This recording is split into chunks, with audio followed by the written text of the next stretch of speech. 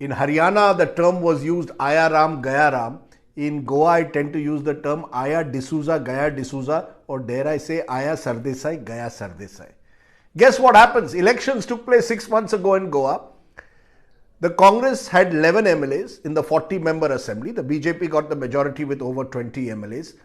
Out of those 11, today 8, including the former Chief Minister Digambar Kamath and the leader of the opposition of the Congress, Mr. Lobo, have decided that they are going to the BJP. So there's a defection, a split, because 2/3 is needed for a split as per anti-defection law. And that's the problem with Goa. When you have a small state, it's very easy to engineer defections. Every MLA, it seems, has a price. Retail defections take place. In the previous assembly, of the 17 Congress MLAs, 15 defected.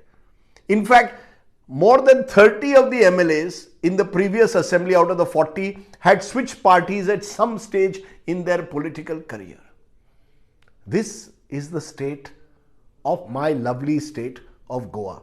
The worst decade in a way was the 1990s. As many as 13 chief ministers came in the span of 10 years and were pulled down because of defections, some occupying the top chair for a mere 6 days like Ravi Naik, 18 days like Churchill Alemao.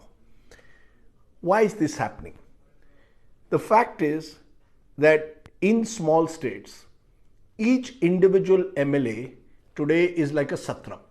Each of them commands the loyalty of his or her workers, and they believe that they can shift from one party to the other without them getting affected in terms of their electability.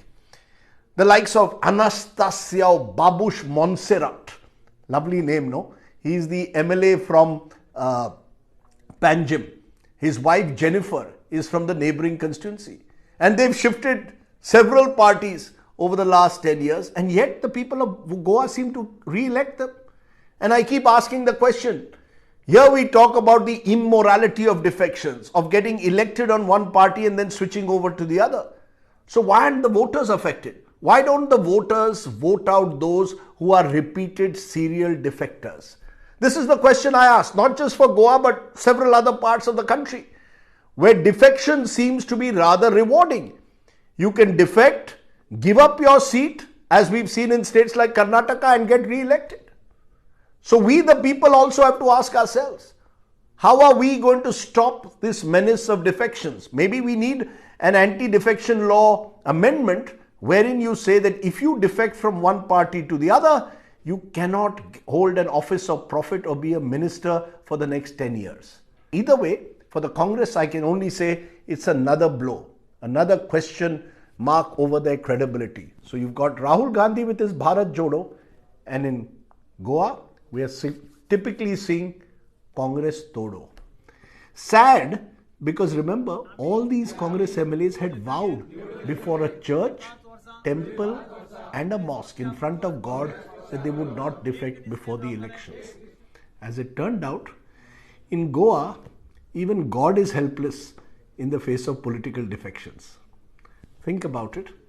For more informative videos like this, keep watching India Today News Mo.